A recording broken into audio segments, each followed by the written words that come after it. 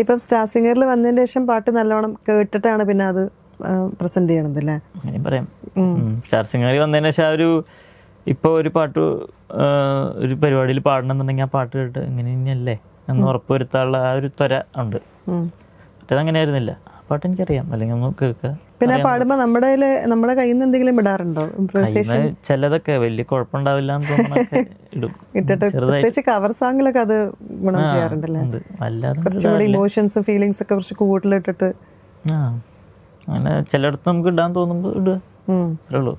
ഇപ്പൊ ജഡ്ജസിന്റെ കമന്റ്സ് ഇല്ല, ഇപ്പൊ നമ്മൾ പാടുമ്പോൾ നമുക്കറിയാം ഓഫ് കോഴ്സ് എല്ലാ ജഡ്ജസും ജെന്യൂൻ ആയിട്ടുള്ള കമന്റ്സ് ആണ് പറയുന്നത്. പക്ഷെ നമ്മൾ പാടുമ്പോൾ നമുക്ക് മനസ്സിലാക്കാൻ പറ്റുമ്പോൾ ചിലപ്പോൾ ഈ കമന്റ് ആയിരിക്കും വരാൻ പോണത് എന്നുള്ള സംഭവം ഉണ്ടല്ലോ.